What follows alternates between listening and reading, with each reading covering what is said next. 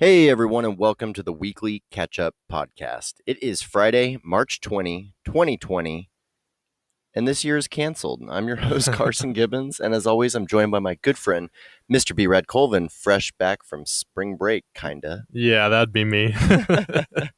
So, let's set the record straight. I feel like we published a podcast that we recorded right before some really interesting things happened. So, you ready to get into this? Let's get it, man. It's the weekly catch up with Carson and Brad. Here to talk about the week we done had. It could be sports, religion, politics, we keeping the tabs. You would think they work for Gucci, how they deep in they bag. Get your facts up. On Wednesday we'll be counting the stats up. So turn the volume up till it's maxed up. You know the drill. So tell a friend to relax up and chill. We back up. This is the weekly catch up.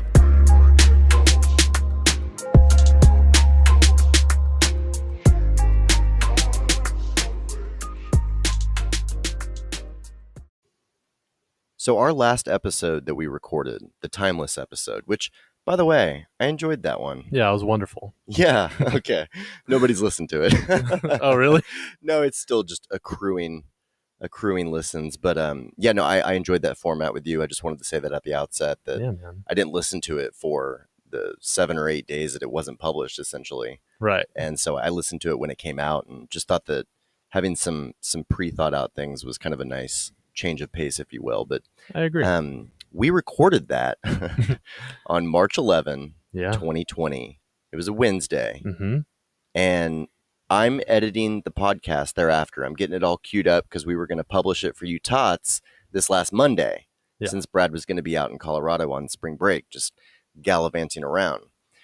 I don't know if we even remember it like this, but last Wednesday, the world was somewhat normal. Yeah, man. It was just the NBA that had shut down. No, that you stole my thunder. You just spoiled everything that I was working towards.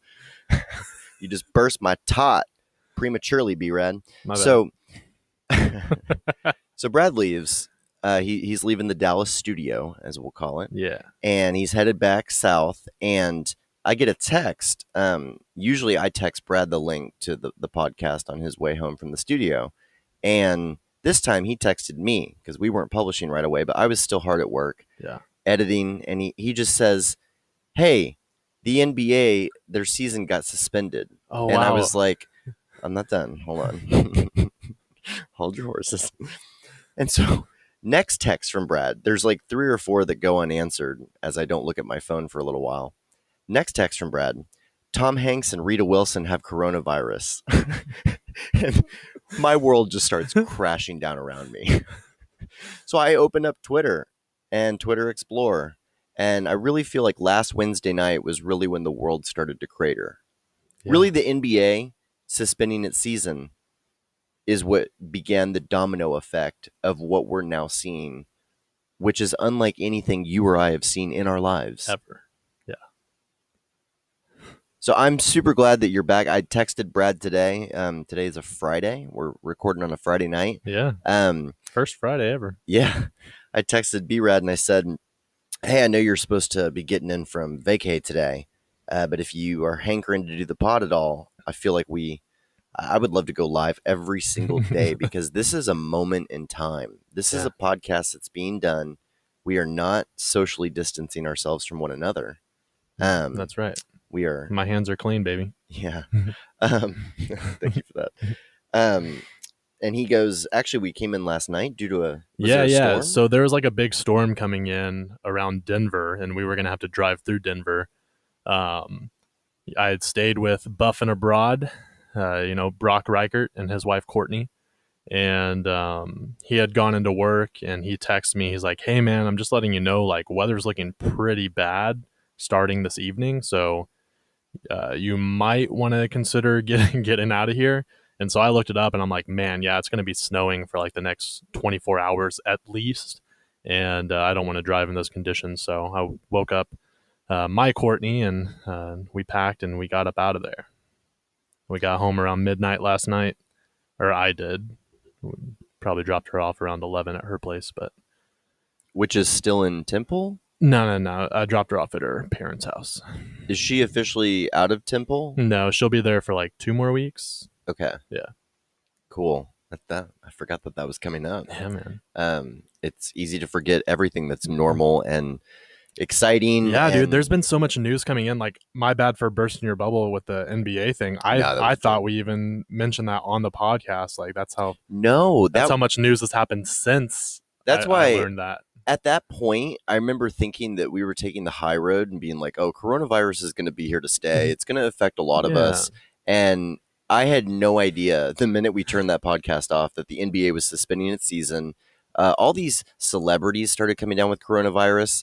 And just in succession, what we've essentially seen happen since that last recording. I'm just excited to get timely with this and That's right. push this out directly after we record this. But I mean, MLB suspended their season. NHL suspended their season. The PGA Tour was the last holdout tease. They played the first day of the Players' Championship, told everybody that the last 3 days would just be spectatorless, and then they canceled that and they pushed everything. Like, every event has been canceled. The Masters has been postponed. Did I break that news to you? Or did you already know? Because I remember I tweeted at you. Oh, yeah, you might have, man. Like, well, it's been hard to keep up with all the COVID casualties. As I put together a list of COVID casualties the other day, just from a business perspective. But yeah, just essentially, even The Bachelor or The Bachelorette, whichever one is going right now, that got suspended. Oh, I wow. didn't even realize that they were, I guess, making those episodes just a couple ahead of debut, the new maybe? season, yeah. But yeah, so now we're to the point, and you're just acclimating. You're just coming back to this because you've kind of been off the grid. It's so to still this speak. weird thing because I've been on spring break. You know, I went out to Colorado. The only way that I was affected is like we just took takeout for our meals, or Brock and his wife cooked for us. And then I was up out in the mountains, like kind of secluded anyway. Like, we went for a hike, and there weren't going to be a lot of people there to begin with. So I'm still kind of waiting for this to sink in for me. I go back into work on Monday, and I'm meeting with my staff up at the school. Now, our students are not coming in, but we're forming a plan for distance learning or distance education. And we'll be doing that for potentially the rest of the school year. So while I was away, I got on my laptop and I've already started lesson planning and putting together some stuff for my students, and I'll be recording videos on Sunday for them to watch and listen to. Do you remember when you came back from technology trip and we were just laughing about, they're not even going to need you. What's going to stop kids from learning at home? And then, a mere month later, we're sitting here like, I think that's one of the most mind-blowing and economically impactful things that is closed. Like, all of these sports leagues, all of these live events, like, we're headed into a recession potentially here. I mean, they're saying that the curve could be a V, like a sharp V, like a sharp downturn and then a spike back up. Because apparently Wuhan and China and all of that is like starting to net out. Yeah, they've definitely leveled out, and I don't know what to think about that. It's funny. The mainstream media even today is like, I mean, if we can believe that, essentially, thinking that they still could suppress news or even lie. Neither here nor there. I don't want to get into that right now, but I just kind of thought about this build up for this episode in that, somebody could be listening to this 100 years from now, and something similar could be happening in that time, and it's similar to our past in that what they're pointing back to as the closest looking plague that we've experienced is like the 1912 or 1918 Spanish flu. Right. I mean, that's insane. Yeah.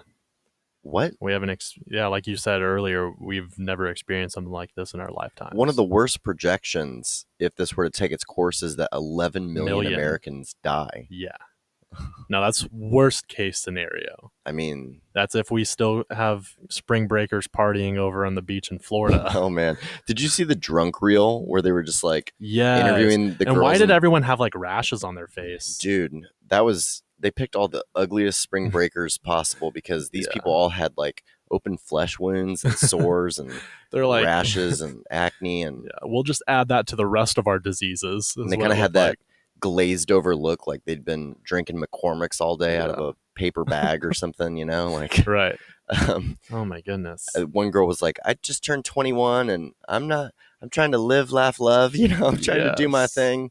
So, but I get it. Like some of the tots might even be frustrated with me in that I haven't been knowingly coming into contact with people by any means. Like, granted, I did have a wedding. Chinhan and Joy got married this last weekend. I saw that, dude. That looked like a crazy wedding, man. Yeah, so I've always talked up going to my friend John New's Indian wedding and thought that was the cat's meow, and I think it still is. I think that's still like the top wedding of all time because it was a weekend affair and like a whole series of events. But that being said, Chinhan and Joy's entertainment with like those dragons. I mean, check out my Instagram story. If I think I put it under life.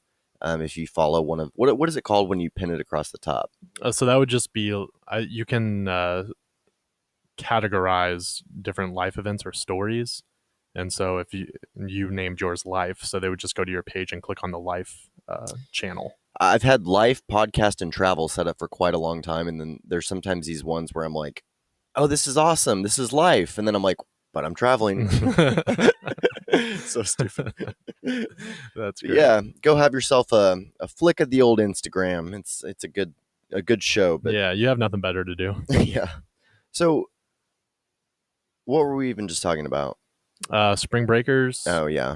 Okay, let's get off of that. Yeah. I guess I don't even know how to encapsulate all of the news that's occurred. Like there's so many different things I want to discuss with you. Did you see, since we're kind of talking about spring breakers, not taking it seriously, did you see the video from Vanessa Hudgens? Yes, I did. Oh my goodness. Yes, I saw her apology as well. Yeah, I mean, I thought of you actually. How would that not have ended in an apology? I was like, Selena Gomez must have messed up. Risk getting those girls mixed up. Yeah, Vanessa Hudgens basically is like, old people are gonna die anyway. Like, you gotta live your life. It's just a part of life. Yeah, I saw the best tweet about that was when someone tweeted the first celebrity COVID death was Vanessa Hudgens' career. Yeah, she can get canceled. Gal Gadot. Gal Gadot. She. What a terrible video, man. Well, all the shade in the. No, are you about to defend this? No, I'm asking. I didn't watch the whole thing. It was disgusting. It was just them singing, and it was just a bunch of rich celebrities in their house or out in nature singing the lyrics to John Lennon's "Imagine." So, imagine there's no heaven. And it's like, whoa, that's supposed to, make us feel better. By the way, quarantine is not created equal because I saw Arnold Schwarzenegger in his own built-in hot tub on this beautiful deck in Cali with a cigar in his mouth, and he's like, "Stay at home. I'll be back, but I'm at home right now. Get down." Yours is a lot better. Thank you. So, and I'm like, dude, I don't have my apartment's so hood. Like, we don't even have a pool, son. Like, okay, because one of these little children would drown in that thing immediately. I'm just saying. Anyway, let's attack it from the celebrity angle, since we've been talking about out of touch celebrities. What is it with, like, if we have however many tens of thousands of people, it's 250,000 worldwide are now infected, but why does when Kevin Durant gets it, or like a Brooklyn Net, or I'm trying to think, Tom Hanks, like Idris Elba, the Bond girl, why are those like their own headline amid 249,500 other infected cases? And are they getting preferential treatment on COVID-19 testing versus us? For sure, because Idris Elba even said like he's showing no symptoms. He just got tested and tested positive. So you have these celebrities that are being able to go in and see if they have it, even without any of the symptoms, which is ridiculous. Because we have to have symptoms and be sent, as I understand it. And even if you have symptoms, they may say it's not bad enough. I have to have like a doctor's note just to go to one of the drive-through ones. Yeah. So I saw this girl. So Time Magazine on my way here just posted this article like where this girl's bill came out to like over $30,000 because she was sent from a doctor to like the ER, and after all the treatments and testing, she tested positive for COVID, and that was her bill. She's like, I don't know anybody. did she have health insurance? uh, I think so. I think she did.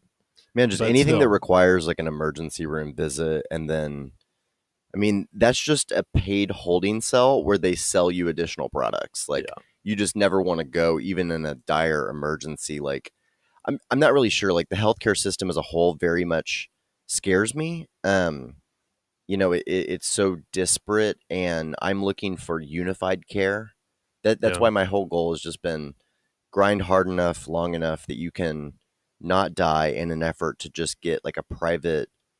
I want to do one of those programs. I think I've mentioned this before, where they fly you out to Costa Rica for the weekend and you just get everything done. Yeah. So like I'm 60, I get my facelift, I get my testosterone injections, I get my calf implants, my teeth done, veneers, Perfect. spray tan, heart checkup, stress test, Yeah.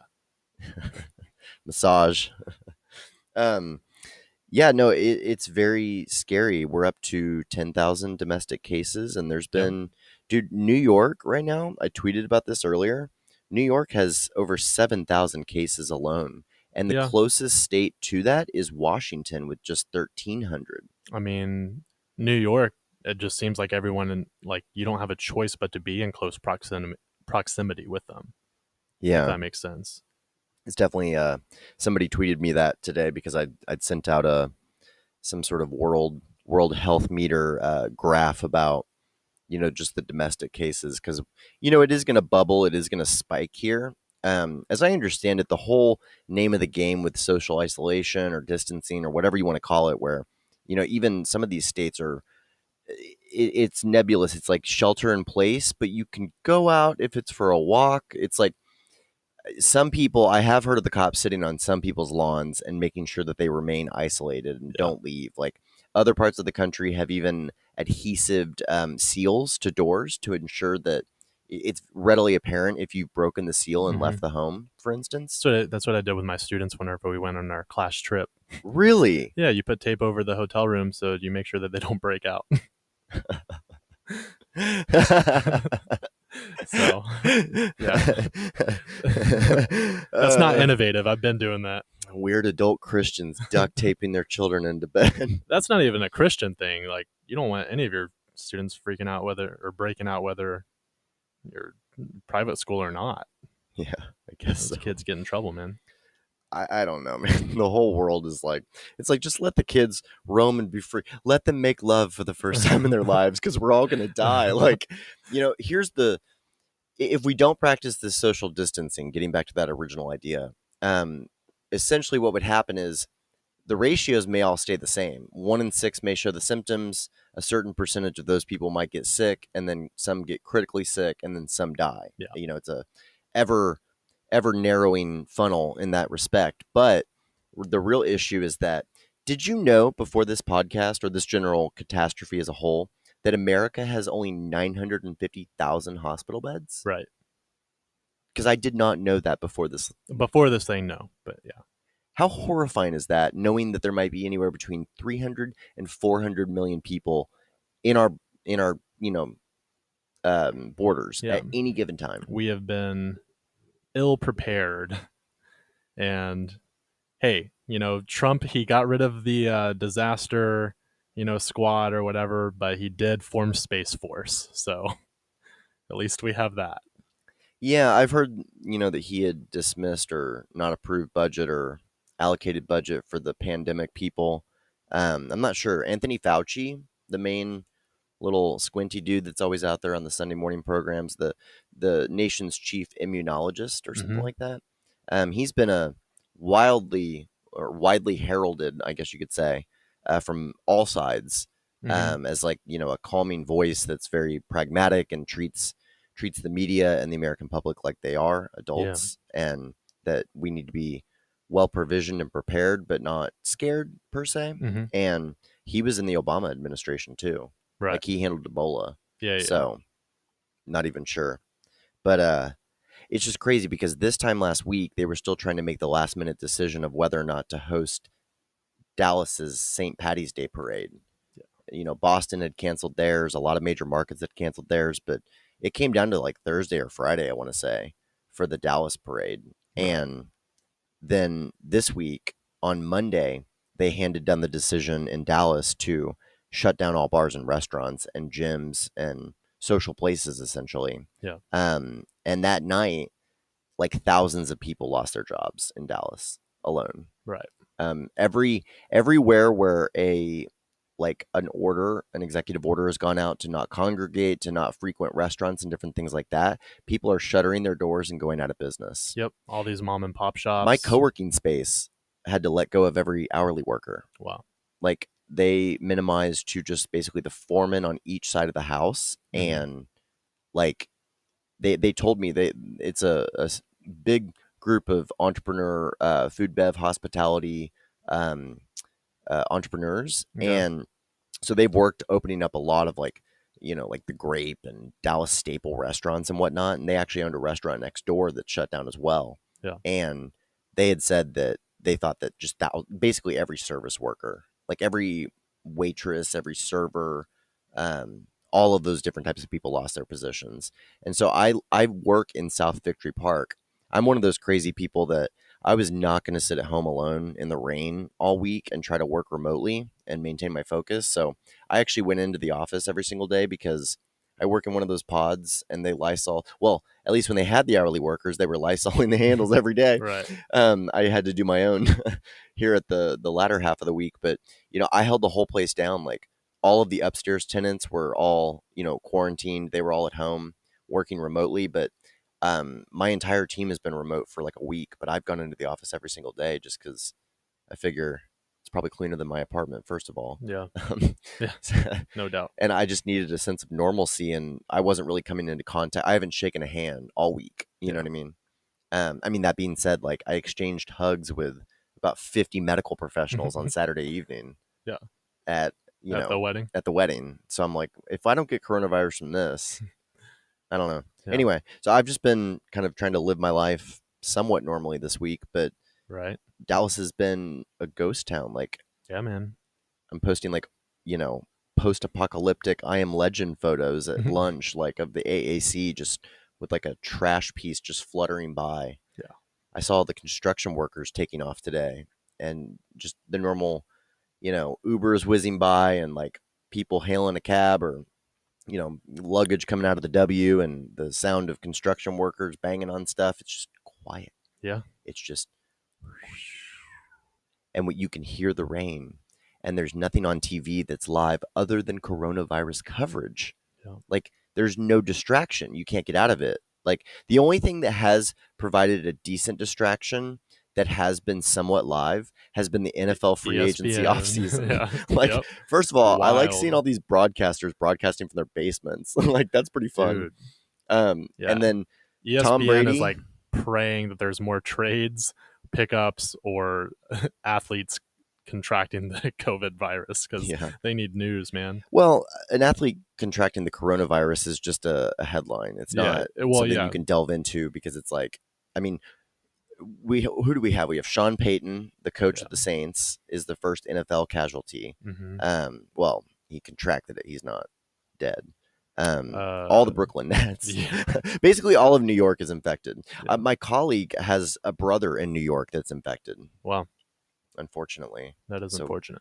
Thoughts and prayers to all of those people. Just, if you get it, you get it. I don't know. Yeah. You should definitely practice. I'm washing my hands all the time. I'm not breathing. Take some extra vitamins, build up that immune system, man. Every time I walked into the passageway to get into the parking garage this week, I would just hold my breath thinking, I got paranoid. Like Wednesday, Thursday, Friday, things really set in with like the closures and like nobody being out and, appointments are getting scheduled. People are having to enact emergency plans. People's businesses are folding. Yeah. My parents even have clients that they've told me their businesses are folding and like no new deals are being activated in these pipelines because we don't know. Like I have a bachelor party in August. I don't know if we'll get to go on that right now. Like this is crazy. Yeah. So I Googled this today because I wanted to know coming into the show. Japan is still claiming that they're going to host Tokyo Olympics The in July. Olympics, yeah. In fact, the Olympic flame arrived today. Oh, I didn't know that. Yeah. Wow. So Yeah. I mean, we'll the flame see, I quickly guess. contracted COVID-19. Right. Yeah, I'm supposed to go to Greece the first week of June. Oh, sorry, buddy. Yep. Sorry about that. We're about to crumble faster than their economy did. Yeah.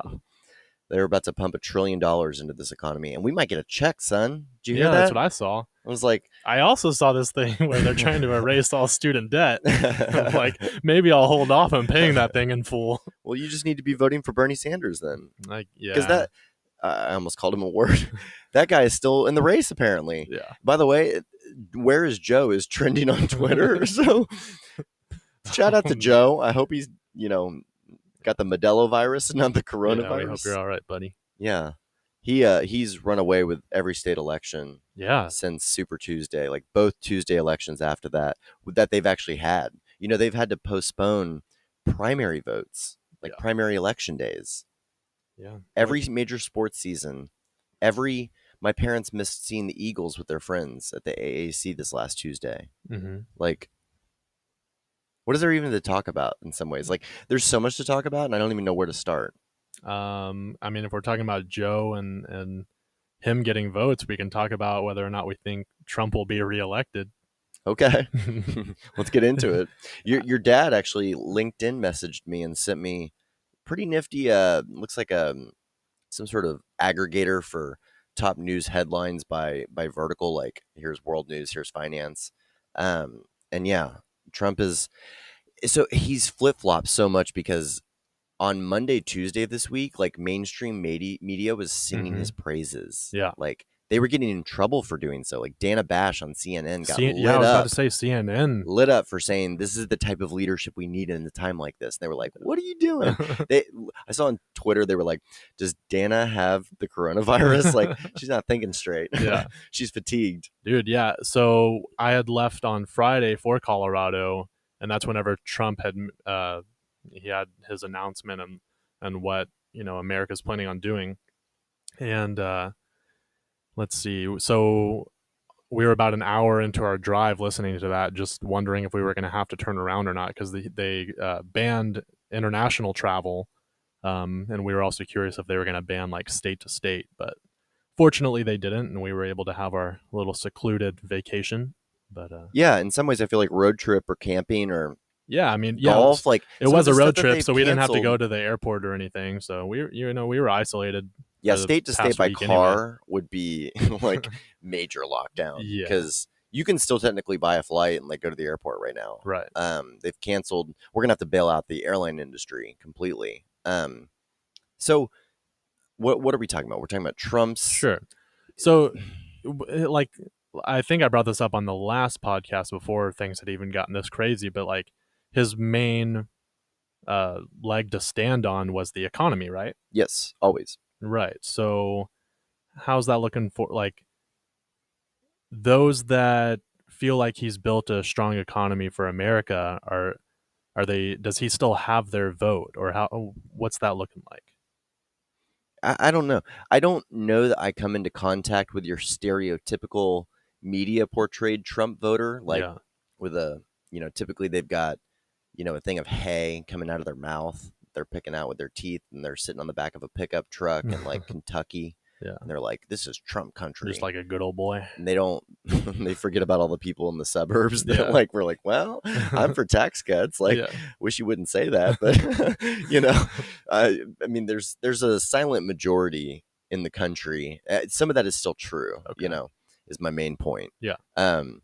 So what we have, if we're looking at it rationally, we have to say what portion of the economic decline would not have happened were somebody else in power, essentially, because Trump didn't start coronavirus. Right. He has branded it China virus, and apparently that's a huge issue for a lot of people. And apparently the report out of the White House this week was that some people had called it the Kung flu, and that was very problematic. Which, I mean, it's a funny joke, people. I mean, nobody means anything by that. Yeah. I think that actually, I won't say that. They should call it the coronavirus. I think when he's in the White House press briefings, he should call it the coronavirus. I saw that Mike Pompeo called it China virus today, Mm, and that just sounds a little yeah. bigoted, maybe. Granted, I mean, maybe China screwed us on this. Like, China claims that they, rapidly scaled back their social interactions and that they Hmm. actually saved us and gave us more time. But there's also all this news about they suppressed a lot of this and, like, Yeah. censored people that were trying to blow the whistle on the fact that this was going to be a real issue. Hmm. So I don't know. I think that's a very delicate balance because some of the things that we've come to find out, like that Joe Rogan interview, where we find out that 95% of IV bags are all manufactured in this one factory Right. in Puerto Rico. Well, very similarly, China like produces all of the basic ingredients to all of our medications, Yeah. all of our mission critical drugs. So How's that looking? I don't know. I'm confused. Like, I'm like, do we have enough masks? Because Yeah. all these people like have masks. Like Jack Ma, the Chinese billionaire, is like, I'll give you 1 million Mm-hmm. masks, and I'm like, where were these? Yeah. Like, Where'd you get those? if there's not a global supply, then what are we talking about? Dude, did you see the article of that guy that was hoarding hand sanitizer and trying to sell it? Which article? There's been like 10 now. So there, I don't know, but the main one that the authorities stopped him, and then he ended up donating everything. But his last name was Colvin. Oh wow. I texted my dad. I was like, "Hey, is he your relative?" Yeah, he had sold or he had Is purchased this like the entrepreneur in the family? yeah, dude, I must be, but yeah, he had hoarded all that and then tried Well, to sell it on eBay and Amazon. Here's my question, because the most extreme example I've actually heard was from my aunt that hails down in your neck of the woods, Johnson County, and Do she you? said that the TP aisle at HEB in Burleson is being guarded by an armed security officer. Dude, and you were just talking. Remember, I gave that story from my friend in North Carolina last podcast who couldn't find toilet paper because you were like, "I'm not seeing anything here," and now it's just like gone crazy since we last recorded. Yeah, like I thought that the whole hoarding and rush on the grocery store stuff was kind of a suburban or rural thing, more like family planners and stuff like that. But Yeah. I walked into the Tom Thumb in Harwood district, as I do every day, every weekday, Mm-hmm. to get my stuff. And the self checkout line on Friday was like an hour and a half long. Jeez. And I walked in on Monday and they didn't have like bananas. They were like, it was pandemonium in there still. And I was like, really? Yeah. And then later Monday, when I saw the announcement that when they announced that they were going to shut things down, and then they said like no takeout either. Like the Mhm. city of Dallas was tweeting out all this stuff, and I had retweeted one of their tweets saying, "This is how I die." Like Yeah. people have told me that if I don't become Mm. a grocery shopping planner with core ingredients, an outfitted fridge, and the ability to cook, that I would die one day. And I was like, "This is how this happens." And then City of Dallas deleted the tweet because they had a revision that said like, "Yeah, no delivery or takeout or anything." Yeah. But like I walked down the street today and I saw a girl getting her hair done in a salon. Yeah. So I'm confused. So some places, I mean, if you own the store, like I've heard of these people that, they just stay open and they've emailed like all their clients, we're only taking a certain amount or no more than 10 people in the store at a time. But if it's like their own business, then a lot of them are still trying to stay open as much as they can so they don't go bankrupt. Crazy. Yeah. Cuban has been very vocal about this. Did you see his reaction when he was in the stadium watching the game and saw on his phone that they'd suspended the season? No, I didn't see his reaction. Oh yeah, but they had a camera on him, and they caught his like physical reaction. oh no. Yeah, and he walked over to the bench and was like consulting with somebody, like showing him his phone, like, "Can you believe this?" Yeah. And then immediately got interviewed and capitalized on all this amazing press. Because he said that he was going to continue paying the employees. Yeah, and he's been so active in like helping other industries jumpstart that.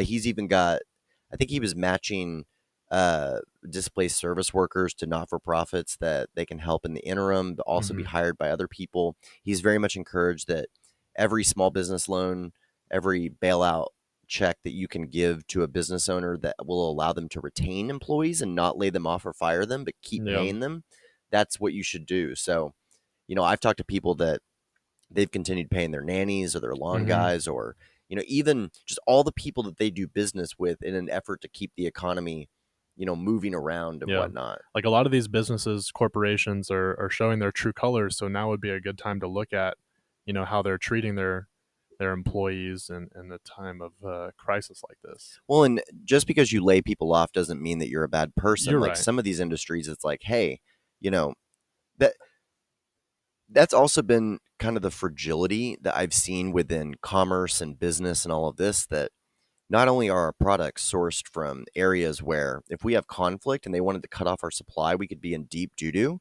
but also the amount of like money in store, money in the bank, like money in runway for these businesses, especially bars and like your average SMB brick and mortar business. Mm-hmm.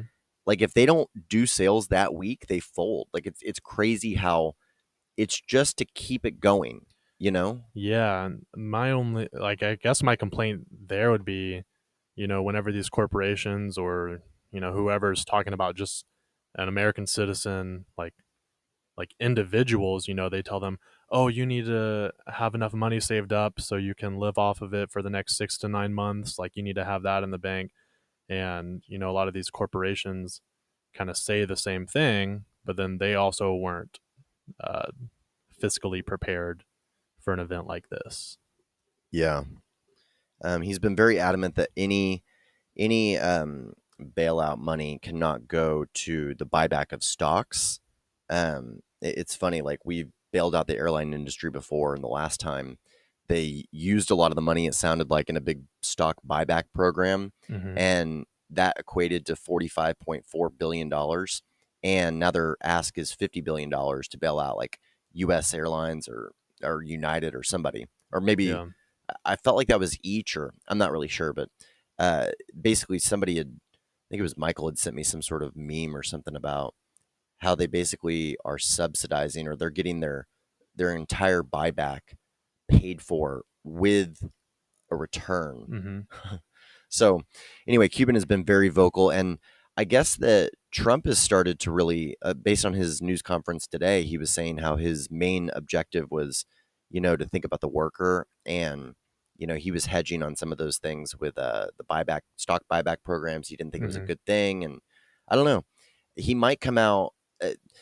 You're talking about the economy. Yes, that's his big thing, but here's what you got to think about. Like all things being equal, when coronavirus is gone, who do you think is going to jumpstart the economy and just do what it takes to do whatever? Yeah. It's going to be like his administration in many ways. Like Right. I think Biden would also do what's necessary. We know that Bernie would just, you know, he would finish off what's been started by the coronavirus with his policies. Yeah. Um, but he'll drop out at some point, I hope, because it's almost It's looking mathematically like it. impossible for him to get anywhere. But um, speaking of politicians, have you seen the latest news about these four senators? No.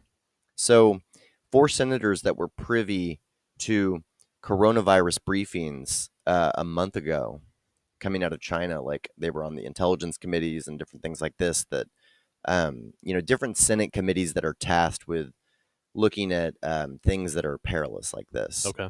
And so, four senators. It sounds like three of them are Republicans. One of them is a prominent Democrat named Dianne Feinstein. Hmm. They actually went and like liquidated some of their assets. Oh. What they did was they went and they sold all their Wyndham hotel stocks. Yeah. How convenient. We're talking like, I think the Republican in Jim Inhofe from Oklahoma, he sold $150,000 worth of Wyndham hotel stock. Wow.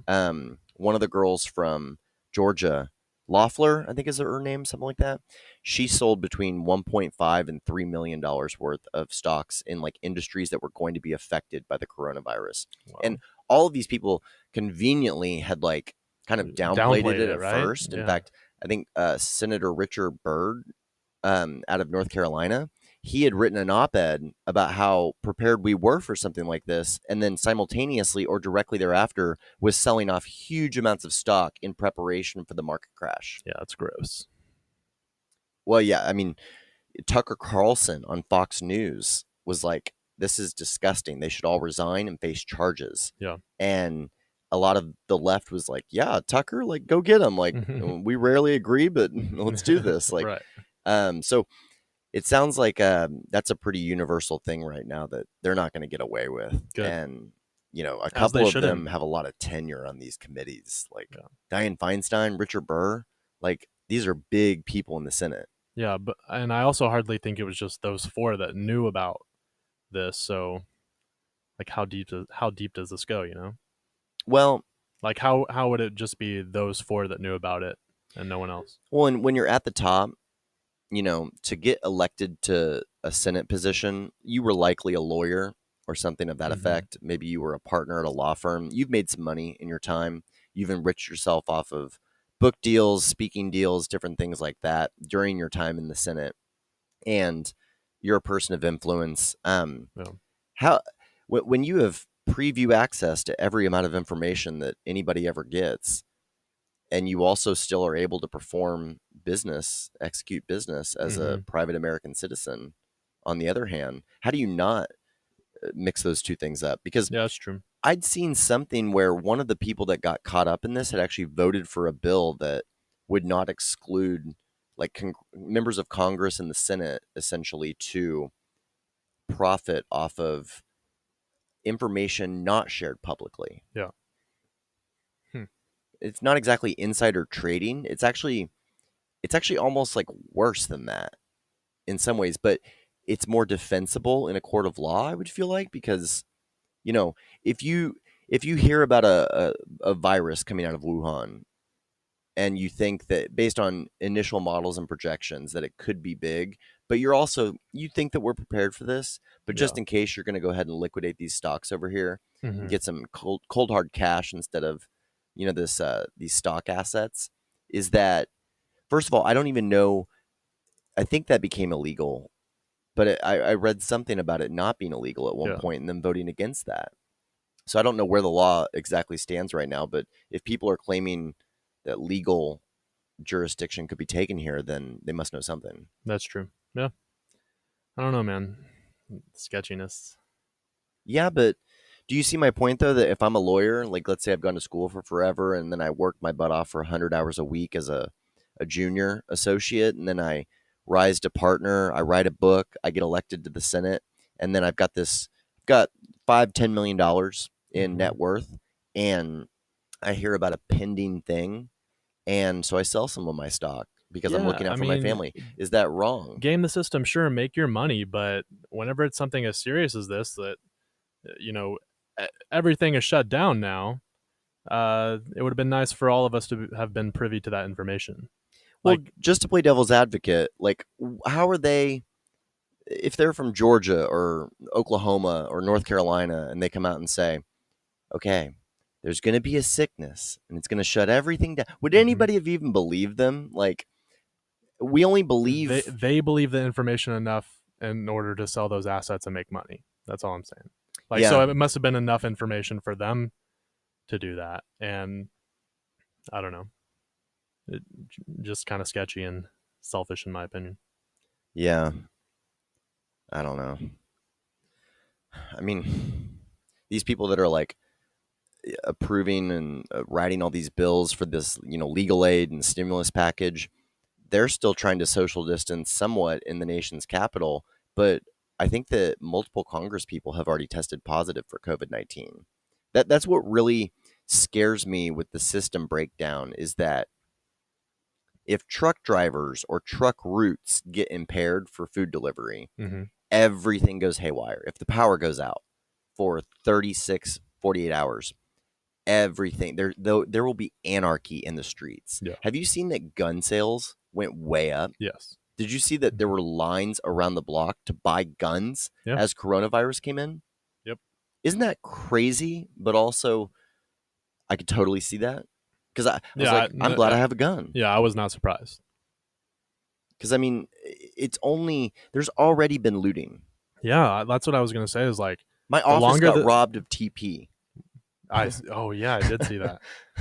Yeah. No, it does concern me like the actions in which people will take, I guess, concerns me more than the virus itself. Oh yeah, I think the virus is like what starts the domino effect, but it's like the way that we escalate this situation. Well, on its face, the way that we escalate this situation is if we're all at Coachella together, breathing the same Mhm. air, touching each other, making out, Yeah. and giving each other COVID, and we overwhelm the medical system. That's the healthcare system. That's the real challenge here because people are going to die Yeah. no matter what. Right now, I guess if we wait it out, and part of me was like, we should just have Coachella. We should all get it, or a good enough portion of us that you develop some sort of immunity for Immunity. a period of time where it will, yeah. I mean, yeah, but explain that and try to convince people of that who have uh, insufficient. Um, what am I thinking of? Like an insufficient immune system, or the elderly. Underlying conditions. Sure. Like I don't disagree with you, but it would definitely be harder to convince people who have those conditions and who will be affected. Like I think you and I are fortunate enough to where we are relatively healthy, and I don't think that's something that we would have to worry about. Yeah, getting the flu sucks, and we might be down for the like not down for the count, but down if we were to contract COVID-19, but we'd probably be okay in the end. There's not a lot of not That's everyone can say changing. that. You know what I mean? Well, that sentiment where 20 to 60 is a-okay. Well, That yeah, and sentiment that's is not going true away too. But because I am seeing those people that are younger and who are being affected by that. Still, their immune system is like they don't have a good immune system. You know what I as a mean? statistical whole, we're going to be better off Right.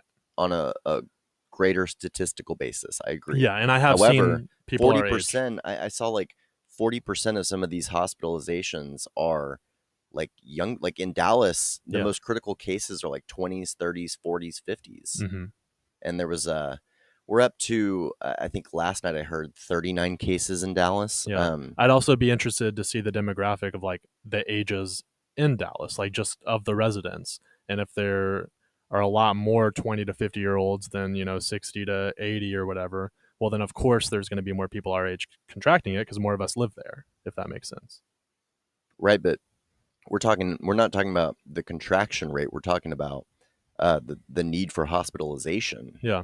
So that's the scary part. They're now saying that you might live with 30% deprecation in lung capacity and use Yeah. as a result of the scarring and these different things. Like essentially your lungs fill up with fluid and they have to pump you. Right. We don't have enough ventilators in this country. Yeah. Like this is insane.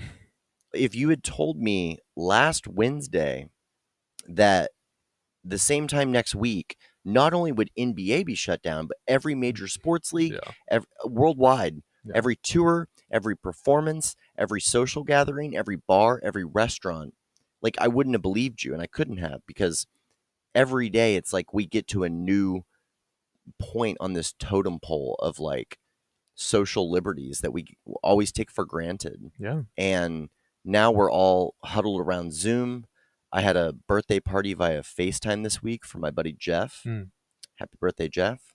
And all that's cute. Like I've enjoyed, the videos of people giving each other concerts in Italy from the balconies and singing together. Like that's stuff that you don't get to see except in times of directly after war. Almost. See, and that seems more genuine and like organic, but that's what pisses me off about like these celebrities just coming together and singing this off-tune rendition of Imagine. It just, I don't know, it feels more kind of gross. I don't know how to describe it other than like they are a lot more well off than the majority of America, so it's a lot easier for them to say, hey, just keep your spirits up, guys, be optimistic. Like, me, I probably am a more optimistic and positive guy than not, and so whenever I see something that it just appears to be fake, it really rubs me the wrong way, and that's just kind of how I felt with that video.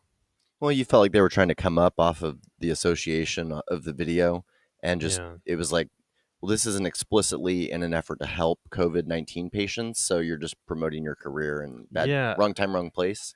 kinda, yeah. Okay. It Because just felt gross. one thing that I would argue here, um, I think that the economic impact is always going to be felt by those most hand to mouth. Yeah. So if you're in a homeless shelter that's shut down or been displaced or something like that, or you're an hourly worker at Taco Bell and you owe $500 a month to stay in an apartment with Mhm. however many people, and you can't do that now, like you're not going to get that paycheck in 2 weeks.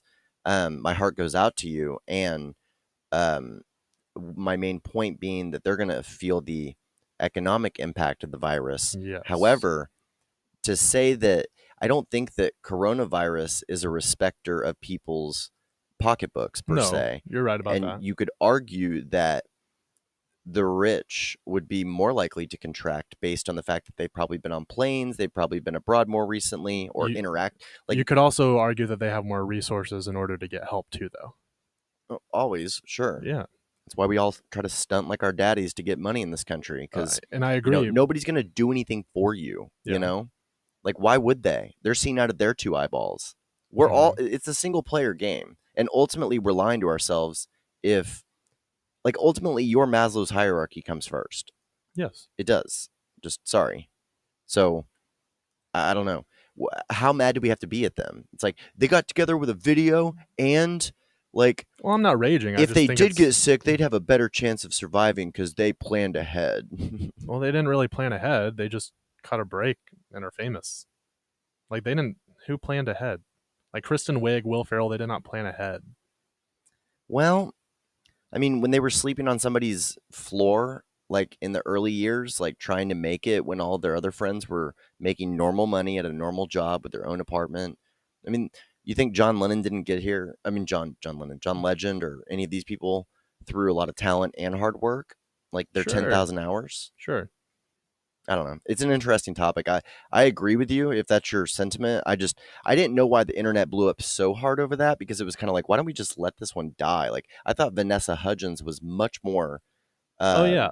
like just bad timing, bad jokes, I mean, for me, like out of I touch. don't really even have like it doesn't affect me. I'm fortunate enough and privileged enough. Like I work at a school, and even though our kids aren't coming into the classroom, like I'm still going to be teaching, and so I'm not worried about a paycheck at this moment. So I really don't care one way or the other. But I do think to some that video was just kind of like a spit in the face because they are going to be affected by this, and they could be just as hardworking, just and working more than a 9 to 5 just to keep the lights on, and now they're in trouble. And so yeah, I agree that Will Ferrell or any of the other actors or actresses, performers in that video have worked hard, but that doesn't take away the fact that a lot of the American people work hard and are not making as much money and are going to be in trouble, like if they're not able to go back to work soon. It's funny because all those people were like A-listers, like Yeah. what's her name? Gal Gadot, Gal Gadot. Wonder She's Wonder Woman. She's at the top of like the Marvel box office or whatever it Yeah. is. Like, Will Ferrell. Like these people aren't Yeah, hurting Mark for Ruffalo, cash. right. So what if they all got together and they were like, man, these are really depressing times. Everyone's glued to their technology. Let's do something fun. Like let's lift some spirits. And then they do that, and then everybody's like, I we don't hate you. like if you're some of the top actors and actresses and performers, like come up with a better video because that thing sucked. Like it didn't even sound good. Hmm. Yeah. I don't know. Anyway, like I said, I You're could. you're echoing a small part of the sentiment that's been shared online because people hated that video. So you I just please I just thought it continue was to play this angle. I'm just kind of like of all the things that I have to care about, which are like life, liberty, and the pursuit of happiness, which includes the movies being open and the PGA, like the Masters must be played for life, liberty, but and entertainment is just that. Like that's not that is a privilege in and of itself. And so I don't know. It just doesn't seem as important. Like a video from them singing just doesn't seem as important as them, you know. And I'm not telling them to give their money away. It's their money. They earned it. They can do whatever. But if they want to make a difference, then, they could be supporting other civilians as well. But again, I'm still making a steady paycheck as of this moment, so it's not really affecting me. Just seeing the video rubbed me the wrong way. What else you got? Well, actually, I wanted to talk a little bit more about what the rest of your school year looks like, because what I'm seeing from Facebook, on Twitter, you get all the celebrity reactions, and here's the latest political news, and here's all of these trending things. And then on Facebook, all you see are moms that are now having to homeschool their children, and they're freaking out. Yeah. They're like, day one, shoot me. Like, it's wine class, kids. Like, I saw quarantine day 6, like spanking and prayer are allowed back in school. Exactly. Exactly. That maybe this is a good thing. Maybe kids will get the paddle again. But so are you for sure off the rest of the year in person, or what is happening? I can't say the rest of the year. And again, so we're going. You were supposed to go back to school Monday, right? This Monday. And so the staff is still going in, and we're forming a plan. We've already been told to start, getting lesson plans together for the kids to work on at home. I don't know. I mean, I've already seen other schools are guaranteed to be shut down for the rest of the semester. We might go that route, but I don't think that's been confirmed yet. Yeah, I'm hearing that like a lot of schools in a lot of big states, ours included, maybe just off for the rest of the year, and they're going to have to online graduation. Yeah. That's tough, man. A lot of these, college students at these universities, that's a big deal for some of that. Like my graduation, I don't know. I guess for me, it wasn't like super sentimental, but I know for some it is, and for them not to be able to celebrate with their friends and family in person, I know it's been a pretty big bummer for them. Yeah. Well, I mean, life is pretty much on hold right now for a lot of people. I mean, I feel like our business has done nothing but accelerate in this time, because I literally had someone tell me the other day that they viewed our startup, our software, as a quick win to provide an uptick in engagement for a workforce that is not used to remote work and just went to 100% remote. And like, how do you recreate or maintain some element of water cooler kudos and getting props when you're walking down the hallway or whatever? And so certain software companies for sure, they've all emailed me. Like, you've gotten an email from every company of a product that you purchased ever. It's like, here's UGG Boots' commitment to keeping you safe. And I'm like, really glad to know what Dick's Sporting Goods is about to do about this. We're washing the bats every day.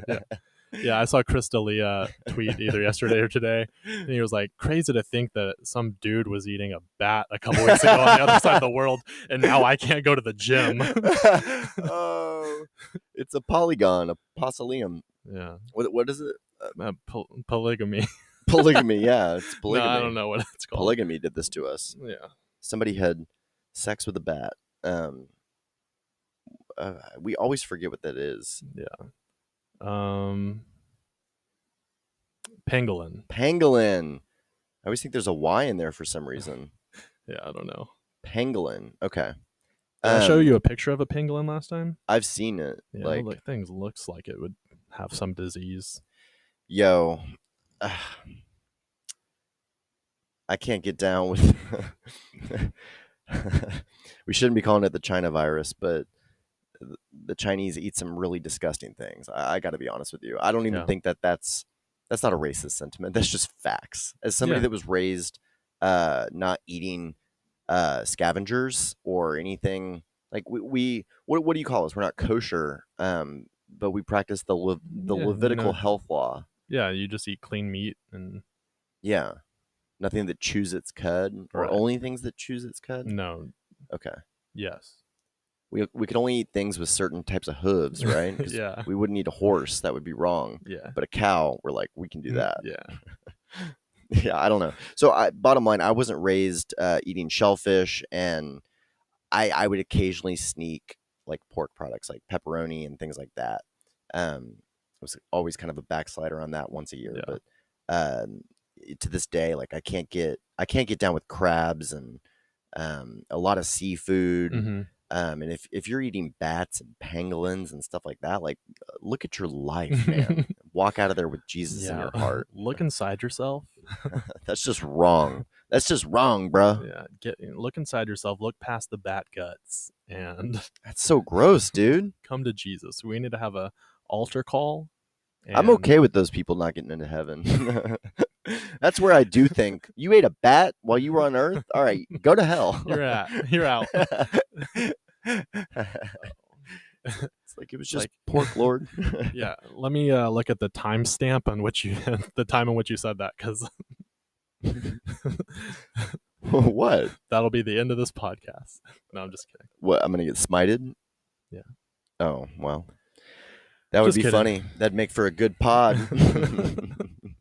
You could weekly catch up with whoever you wanted next week after I got electrocuted right next to you. Okay. Missed it for. So a couple other people that have COVID, mayors and different diplomats and politicians. Justin Trudeau's wife got it. They're under quarantine.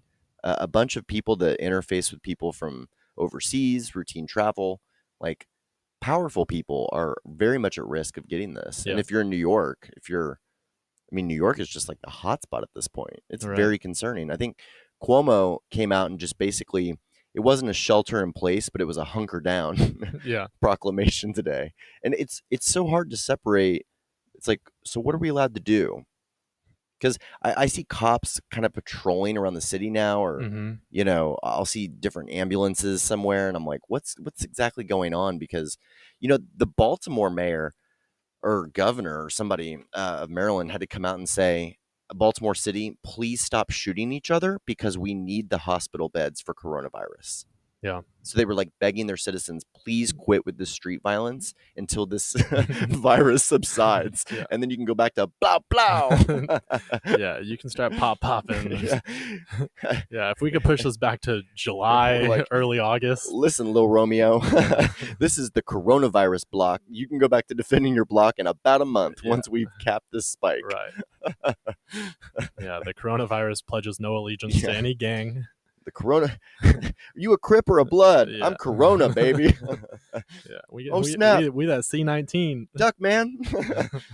They're shooting Corona. Yeah, man. That's crazy though. That's almost comedic. You have to admit. Like, quit shooting each other long enough so that we can defeat this biological terror. Yeah. Like what? 2020 is canceled. You know? Wild. What was the thing that you showed me? The meme, January 1. Oh, yeah, January 1. This is my year. March 20th, using a coffee filter as toilet paper. Yo, the funniest part to me through the whole toilet paper rush, I got lucky because nobody's ever called me a survivalist in terms of keeping a fridge stocked or paper goods or much of anything. Our friend once had to famously go to a neighbor's apartment to get toilet paper before she used my bathroom way back in the day. But and you yelled at me for not having coffee. Yeah, well, I'd rather have coffee than toilet paper. Shame. I can shower off. I can't get caffeinated. I hate you. I'm just saying. Yeah, I'll make do, buddy. No, you can't. But no, you can't hit on bad eaters, bro. Gotta have coffee to poo in the first place. Am I right? No, you don't get a say. So, but thinking about that poor bachelor, or just that person that ran low on TP during this crisis and straight up couldn't, when they go to the office, if they could go to the office, if they didn't get laid off from their job, okay, or if their toilet paper at the office didn't get stolen when the staff wasn't looking. Some people are walking around crusty is all I'm saying. Crusty. After you ran out of the Kleenex and Lysol wipes. After you clogged your stuff with Chipotle napkins. Jeez, man. And Chipotle hasn't been restocking. After you completely ruined your bath towels. Yeah. After the plumber couldn't respond to your emergency request, because I remember one time I had a plumber that said, "Hey, buddy, no more Chipotle napkins down this thing, okay? You got to buy TP." And I was like, okay. to the extent that the next time that I had a plumbing issue, the apartment maintenance, like the form submission, they emailed me back and they were like, "Have you been using Chipotle napkins again?" And I was like, "No, not since the last time, Rita." I was kind of, my pride was hurt on that one. That's good. So after you've ran out of Hanes tube socks. So here's what I'm leaving this podcast with so far is that we hate all rich, powerful, connected people because 1, they're traveling around getting cool viruses. 2, they're making fun videos when they do. And 3, they have better self-quarantine and better access to care. Yeah, I just don't want to see their videos of their nice home saying, "Hey, spirits up." Yeah. It's like, invite me over. Yeah. Let's quarantine together, baby. That's right. Okay. Well, yeah, people in all walks of life. I even heard that, dude, non-violent arrests, like right now is the time to speed, is all I'm saying. Dude, I was driving from Colorado yesterday. I was going a little over. There was a car on the other side of the highway. And I was zooming. I saw him. I pumped my brakes, and he cut into the grass, but did not pursue. And got away with one. Yeah, I was going 90 and a 75. And well, they should give you that. Yeah, did I tell you about my hot tub experience in New Mexico with the state trooper? I don't think so. So Meredith and I, when we were in Red River, New Mexico several weeks ago, Meredith and I go to the hot tub, and we have it to ourselves for all of 5 minutes, and then it's like everybody wanted to talk to us. This dad and his 2 little boys came and sat next to the hot tub, and he just struck up a conversation, and it turned out he was a state trooper from Paris, Texas. Okay. And I don't know if you passed through Paris recently or ever, but I had late last year. I'd gone to visit my cousin's property in Broken Bow, Oklahoma. Okay. It's kind of at the intersection point of Arkansas, Oklahoma, and Texas, or whatever. It's up there. It's getting into the Ozarks type vibe. Right. And I had to pass through Paris, Texas to do so. And I just remember being struck by, like, I was like, okay, this is kind of like rural Highland Park a little bit, because all of a sudden you come to a wide spot in the road, the asphalt gets nicer, the strip gets a little brighter, and there's all these like nice homes with gates and drives, and I was like, okay, what's going on over here? Yeah. Some bootlegger money coming through here. And so anyway, he was from this community, and I was just saying, oh, I recently passed through, and then being a habitual speeder as I am, I basically started grilling him and said, so give me the lowdown. Like, what do you start pulling people over for doing? Like, you know, how many miles over do you give people? And he said he normally starts at 10 to 12 on a clear, visible day, whatever. He said that the main thing that they're trying to tamp down on is if you're going 95 and a 70 when in extreme fog, right, or at a weird school crossing hour or something like that. And he was talking about all the kind of commuters that are going between, you know, Broken Bow and Dallas or whatever the case may be that he pulls over. And he actually set the record straight on a couple of things, because I was positive that they could arrest me. Like, after watching Live PD, I learned that most of the speeding that I'd actually been doing was technically reckless driving and like a chargeable offense that they would jail me in certain states, because I would if you're going over 20, I believe, right? Well, shoot, 20. I'm talking like double this. I've gone 90 and a 40, bro, like, in a truck. So, you know, when I'm doing 125 coming back from California and just white knuckling it the entire way, and I'm doing 125 in a 55 mile an hour work zone, I don't think they're going to take kindly to 2.5 times the speed limit, essentially. Yeah, probably not. What he told me was that they can't arrest you in Texas for any amount of speed unless you refuse to sign the ticket, essentially. Oh, wow. So speed away, Texas. It's good to know. Lone Star State of Leadfoot. Yeah. That's what I'm talking about.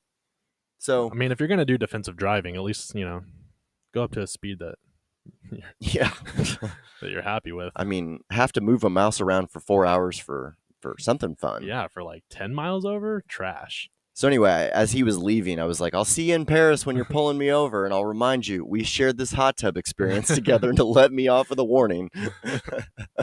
That's good.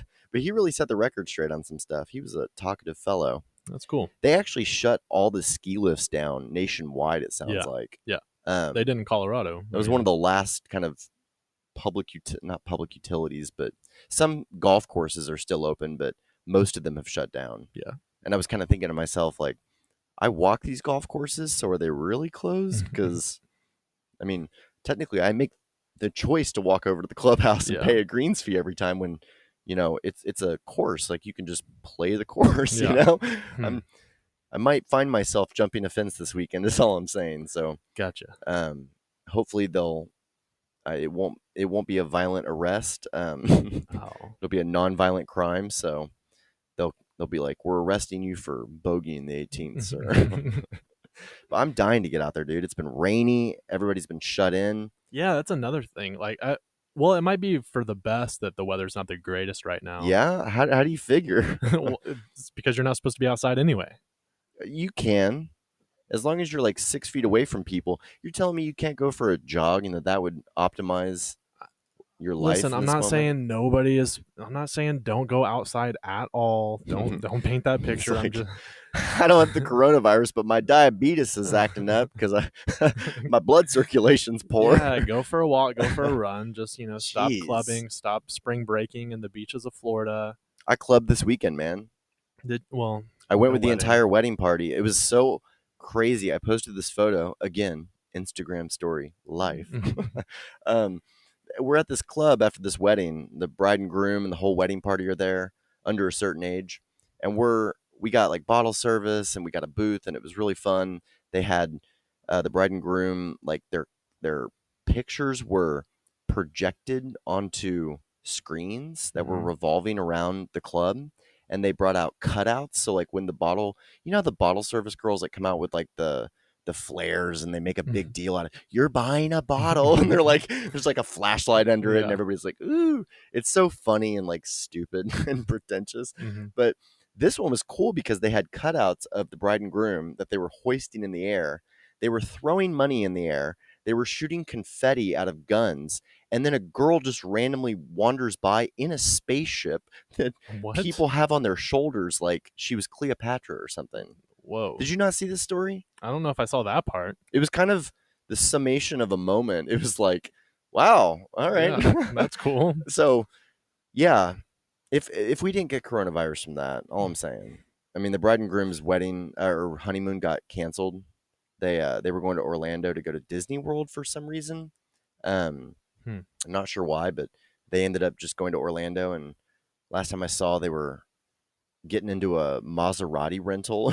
They were like going to blow the Magic Kingdom money on an exotic rental and like just go around the beach. And so those Florida people are just crazy. Like, they're not going to distance for anything. Yeah, and a friend corrected me who's from Florida whenever I okay. I tweeted that. And they're like, these are spring breakers, not actual Floridians. Yeah. It's like an actual Floridian is actually getting arrested without his shirt on right now. Yeah. An actual Floridian is wrestling a gator. He'd be out there on the beach in his jean shorts, not his swim trunks. Yeah. That's how you know. Very true. It's like, this person couldn't be a native Floridian because they don't have a tramp stamp. All I'm saying is that Live PD Florida version is the most real. Like, if you see an arrest in Tallahassee, things are not going well. Meth has been consumed. Shirts are not in the picture. Yeah. Have we talked about Florida Man on the... No. Okay. You tweeted something about that. Maybe I don't know what you're talking about. So a popular thing to do nowadays is to go to Google and type in your birthday, not the year, just your birthday, and then Florida Man after it. And there's guaranteed going to be a Florida Man article popped up. Like, what do I do? Okay, so go to Google, type in your birthday, like the date and the month. November or like 11? Sure, November. Okay, November. The day. 20. Florida doesn't know my birthday. Florida Man. November 20. Florida Man is all one word? Doesn't matter. Wow, they've optimized their search. Yeah. And then what happens? Go to click news. Okay. And then read an article. Like, there has to be an article there. Okay. Well, yeah, there's many. Yeah. And it's typically a Florida man doing something crazy. Florida legislative session comes to disquieting end. The DeSantis beach doctrine. Open primary amendment makes November ballot. See, that's kind of boring. Let me try to find mine. Volleyball rallies past Florida in Gainesville. Best of. I will say coronavirus is like overdone. Florida man. So I just typed in mine. Florida man allegedly stole pool floats from homes to stop himself from raping women. Wait, what? And this is what that dude looks like. Oh, snap. I feel like I've seen him on. I feel like he's been memed or something. Maybe. Wow. Wait, Yeah. He steals the pool floats in an effort to avoid raping July the homeowner? 6, 2019, Florida man killed by pack of dogs. Florida man chants as police tried to arrest him. Yeah, dude. Go back to the pool float guy. Florida man accused of throwing lit firecrackers under child's bed. Wow. Yeah, so that's a... Your birthday's better. My birthday's just like, well, some Well, you gotta legislation keep- you got gotta- passed. Yeah, a lot of like of the Weird latest Scorpio news might birthday. come into that. You just got to click a few pages and then you'll find more fun ones. Okay, well, I mean, we could do Texas, man, couldn't we? I don't think as many would pop up. I bet mine's a lot more juicy on November 20, Texas, man. Doubtful. Okay. You want to put it to the test? Yeah. Okay. Did you did you experience any travel issues with all of this going on? Because this was basically all unfolding kind of while you were on your trip. Nah, man, the roads were clear. Everybody's isolated. All right. November 20, Texas, man. Rodney Reed will not be executed on November 20. See, that's not exciting. Florida man arrested for having sex with stuffed Olaf at Target. Olaf. Yeah, from Frozen? Frozen. Not even what's the girl's name? I don't know. Is she of age in the movie, or is she supposed to be an adult or a child? Or pubescent? I don't know. She gets married in the film, but I don't know what Okay. that means for Disney. Yeah. She could be 16 still. Oh, wow, Texas, man, is all about Rodney Reed. You know anything about Rodney Reed? No. Yeah. The last article is, who is Rodney Reed? Well, that's a cool little exercise. I saw your tweet about that. I didn't know what you were talking about, though. Yeah. Well, the more you know. The more you know. Oh, I Yeah. love this. Going into quarantine versus leaving quarantine, and it's thin Jonah Hill on the left and fat Jonah Hill on the right. I love that roast where they're roasting Jonah Hill and they go, Jonah had a hard time finding a tux that would fit because it had to change sizes every 3 hours. Jeez. Florida man arrested for allegedly throwing son into Atlantic Ocean, yelling at him to swim. Oh, it sounds like that's like a training technique. Yeah. I feel like all the greats have been thrown in and told to swim. You know? Yeah. Literally or... So did you bring audio back from Buff and Abroad? Flabby in here? He's going... Oh, we'll have that for the next episode because this was a little too soon and I left a day early. And Too so, soon for what? To hit record? because he hasn't recorded it yet and he's working. I thought you were going to... I was going to, and then I left a day early, and so he's going to send in something for us. You couldn't get the lighting right to record audio? No, I I'm just didn't ask him confused. because I was going to ask him last okay. night. So he's just but going to send something in and be like, hi, this is Brock. That's exactly what's Love happening. you guys. Gang, gang. Yep. Okay. Yeah. Cool. Did you see this drama with Your Mom's House podcast and coronavirus episode? No. There was I think it was the video, but Tom Segura was tweeting out recently that they'd actually had to take an episode down Oh. because it was the coronavirus episode, and like everybody on Twitter was like, I'm so glad that I downloaded this before you could like take it off. Yeah. So I don't know what happened. I don't know They what said something crazy. I think that he said something to the effect that the audio was still available, so I'm gonna have to go to Apple, I guess, and see if I can pull it there. But I guess the video got taken down. You know, their podcast very much centers around them watching videos and different clips. Yeah. It's hilarious. Like they Yeah. find the dumbest people in America, the highest people in America for sure. So they took it down because they did something offensive. I couldn't. I was reading through the threads to try to see what it was. Like, it feels like it was so off color or unexpected that they're not even owning up or really discussing it openly. It's Oh wow. almost being left to mystery or taboo. But at the same time, if you don't hit Twitter Explore at least hourly now, Yeah. like, your entire mind is blown. Like, how much further can this go, do you think? Like, if we're sitting here and projecting out, because 9 days ago we were sitting here in the studio saying, oh, it's going to be here for a while. Like, a lot of us are going to get infected. This is, I mean, we just experienced week 1. Seriously. It'll get worse. Oh yeah, but what does that look like? What does that look like for It's everyday going to look like life? desperate people who don't have any more money or resources taking that from others however they can. Ooh, so you are going with like anarchy and looting in the street type deal. Yeah, people awesome. People do that crap after a sports like championship. Like, of course they're going to do that. They're not going to have any of those to go crazy after. You're for a while. right. So they're just going to have to scrap this year essentially, like, and do training camp for next season, right? Yeah, like, try again. How do you man. explain that in the stat books? I don't know. Like, I was looking up in my handy dandy notes, and the last time that we didn't do the Olympics was 1916 due to World War I, 1940 and 44 due to World War II. So we're talking, it was weird. I thought this was disrespectful in the moment, but a talking pundit the other day was like, in many ways, this will be way worse than 9/11. And when you think about it, it's like, well, from a casualties perspective, it already is. Yeah. It's less egregious and fast moving than a terrorist attack, and that's obviously a totally different intent. Yeah, humans that's against humans. That's a different form of tragedy. So I just didn't think it was like an apt comparison. But in terms of market free falls, things being closed down, uncertainty, and fear of what's to come, that part is all true. And we've already surpassed at least 10,000 deaths. Yeah. I mean, Italy, they had leveled out for a couple of days, and then what happened? Like, they had 597 deaths in a single day type deal. Yeah. That is so concerning. Yeah, I don't even know, man. I think we're just seeing the beginning of it, of the craziness.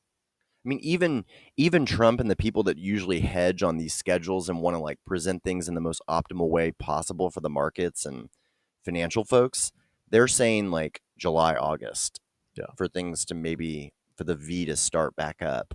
And like, what? Yeah. We're talking about the whole summer? Like, this is like super depressing in certain ways. Yeah.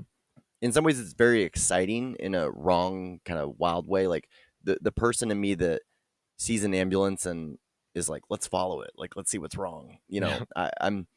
I usually walk up to cops in the middle of them performing their duties, and I'm like, what's going on here? You need a citizen? Like, you want to fill me in? And they're like, no, get out of here. Yeah.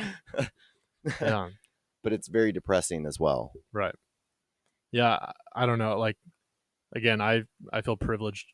I just got done with spring break, so it really hasn't clicked yet. And then, a couple months, and then I'd be on summer break anyway. And so it's just like, okay, well, I guess I'm not going to go to the movie theater, or I don't know. Like, I think, I don't know. I don't want to say I'm not going to be affected by it. I don't want to like jinx myself or anything. But I also understand like the gravity of it, even though it's not taking as big of a toll on me, I guess. Yeah, well, you've been, in some ways, you've led the ideal existence since this really popped in these parts, in that you've been on a nice road trip, visiting more secluded remote areas with fantastic views, with your gal pal, and running into friends and their gal pals, and just having a fine little time. Yeah, so ask me how I'm feeling next time we record. I think once you educate children remotely It'll for a week, and then, like, this is not a vacation. Yeah. Some people are on furlough or vacation, or they've been laid off. I'd much rather work from home or work in an abandoned office than to be laid off and not have a source of income. Exactly. Or anything like that. So if you still have a job, you're extremely lucky. Fortunate. However, a lot of people, this may be their first time to work from home, or maybe they're. This is the time that I feel blessed that I don't have a family, like my own family, Yeah, like having to provide for more mouths. yeah. Well, I just don't like. I don't have a live-in person or spouse or anything like that. So it's like, Yeah, if I were relegated to home, it's at least mine, and I can ask someone to come over. But I have colleagues that like, they have an 11-month-old, hmm and they sent the nanny home because the nanny wasn't feeling good, and they were like, "Get out of here!" yeah, And uh, both of them are on quarantine, work from home, but they still have to split the 11-month-old, and they only have like one professional space to take their Zoom calls and all of that good stuff. So essentially, it's like, okay, this meeting's over. Now I got yeah, to go grab the baby, feed the baby, because the wife is going in on like a project management call. yeah, And I'm like, oh my goodness, exactly. I've never heard so many screaming children over Zoom calls as I have in the last week. Yeah. Not only from my own team, but from clients. Like Right. I'm learning what every client's living room looks like. Yeah. Yeah. I mean, that's crazy. I don't know. So yeah, I guess you just got back last night. Yeah. You got back early. That's why I was tickled that you could record tonight. Yeah. Get a pod out for the weekend, but I hope that we can record next week too. For sure. As long as neither of us get this, or we could have it and just not be showing symptoms. We could be carriers. Yeah. I mean, that could totally. I saw an interview of a guy that was like, I kind of coughed the first day or two, but other than that, would have never known. Yeah. And it's like, well, then how did you get a test? He wasn't famous. He was like a lay person. Yeah. He was a pastor. Yeah. I don't know. Some people are just having a really difficult time getting tested. Others, it seems like a piece of cake. So I don't know. Yeah. I guess yeah. I don't know, man. The fact that we're having to like pick and choose what types of body events, what types of healthcare events, warrant a hospital bed, warrant a ventilator, warrant a respirator, like, Yeah. not the time to be breaking your ankle or arm. I'll tell you that. Nah. Yeah. They're just not that that's not serious, but there They may not there are see certain you. things that are non-essential or like that is not life-threatening. You're gonna be waiting in the waiting room for a while. It's super funny, like what is essential versus non-essential. Yeah. I highly recommend JRE's last podcast with Duncan Trussell. It's pretty out there. Duncan Trussell is dressed as like the swamp man with like a breathing mask on, and Joe's dressed as like an astronaut with sunglasses, and they're elevated in this episode, shall we say. And they're just talking about the end of the world, and like Duncan has a beautiful way of paying homage to the Bible and Jesus and the religious narratives, and showing you the applicable symbolism that can be taken from that. And he's kind of like I am, like maybe don't take it so literally or seriously, like don't be uptight about it, but like he made a great point. He was like, when you think about it, he's like, you go back and read things that were happening. He's like, the people that wrote the Bible, they saw some stuff. Like they saw some life-changing stuff. Like they were wilding out. They're trying to describe this after the fact. Yeah. And they're like, this stuff happened. Can you believe this? He's like, you can tell that they were on one. Yeah. They just had a revelation when this stuff happened. And he said, he was like, what a cool thing to get to go back and kind of try to catch some of their vibe. Yeah. And just the way he was describing it, I was like, whoa, give me that book. I want that book. I'm ordering that book right now. No. But he was basically talking about how, he normally goes to Amazon Fresh or whatever, and, primes deliveries, grocery deliveries within 2 hours, and how they'd bought $200 worth of groceries the other day, and only 3 items on the list could actually be delivered. Ooh. And how he was like, how mortal are we? Like, how mortal were we before Amazon? But then we train ourselves so quickly that, we press the button and it's on the way and it's out for delivery. And here's the picture of it on your door. Yeah. And this product is not available. Like the people's minds are being blown because it's touching the most basic elements of our lives, in that we don't have shared camaraderie around sports. Right. We can't worship together. We can't go out and eat together in a nice populated area. Yeah. We can't poo. We can't, you know, when they made the announcement that Dallas bars were shutting down, I immediately thought I got to go to Kroger. But then I thought, I bet there's 15,000 people in their cars in Dallas County on their way to Kroger, Walmart, Sprouts, Yeah. whatever, Trader Joe's. I found that the more bougie the chain, the more likely they are to have like a lot of stock. Like Oh, I've heard really? that Trader Joe's and Sprouts have really over delivered, whereas the paper products aisle at Kroger last It's night just empty. or 2 nights ago was just empty. Yeah. There was nothing there. Hmm. You could get holiday decorative napkins for like those parties where you're like standing around with Yeah. like a plate full of cheeses. But that would hurt to wipe your butt with because it had like the nice glitter braille upraised thing. It's So like sandpaper kind of. I mean, maybe it'd be enjoyable. I don't know. You tots try it and let us know. Or don't let us know. Like, I'm okay with that too. Have you followed these like Facebook videos and just the plights of people who legitimately need to wipe their own butts and can't? I've just seen the jokes. I haven't seen anything like serious. Oh, I've seen people like videotaping, like documenting going into multiple Walmarts, multiple Krogers, and then just like they're walking past security guards that are guarding empty toilet paper roll aisles. It's just insane, man. That's wild. So are you gonna like jump in and contribute anything here? Or you just gonna keep going? That's wild to everything I say. It's all wild, man. Okay.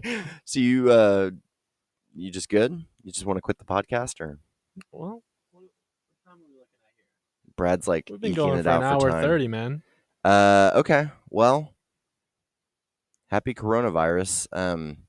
The world will continue on. You'll get your taste of remote work next week. Yep. So you're going in the full week? I don't know, man. I just know we're going in at 9 a.m. on Monday and figuring out what we're going to be doing for the rest of the year. Okay. So you don't know anything. No, dude. I was on vacation, dude. I ignored my emails.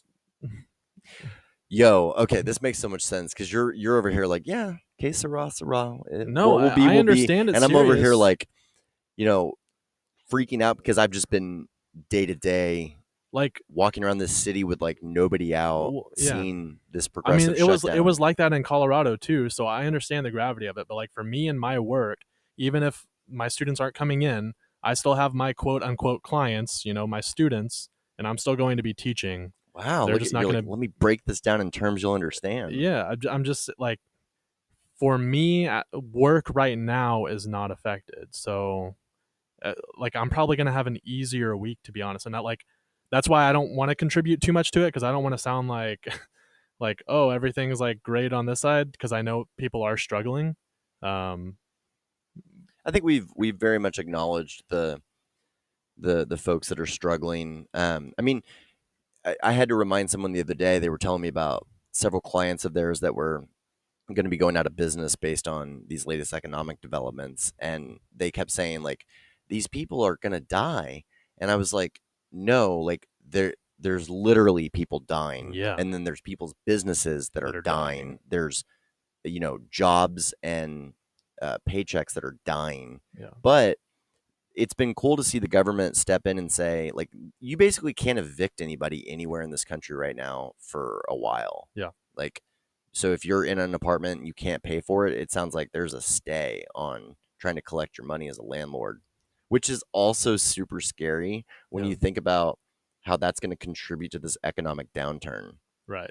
I've heard projections as high as 20% of Americans might be unemployed in this process, which is would be second only to the Great Depression era. Yeah. Essentially. That's wild. You want some more stats, son? Let me tell you about how it's going to be like 1918. Our students were on a mission trip in Colorado, and they had to cut their trip short. They came back on Tuesday. They were supposed to come back. Today's Friday. Yeah, they were supposed to come back today. My old high school, they went to Peru, and they had to send their kids back in shifts Like they had to find different flights for all of them. So that was pretty crazy. But as of yesterday, everybody that went on that mission trip is back safely. So that's a huge blessing. Everybody's just having to book it back to the States. Yeah. I mean, they had those bans, which weren't really bans. Like, if you're a citizen, you can definitely get back in.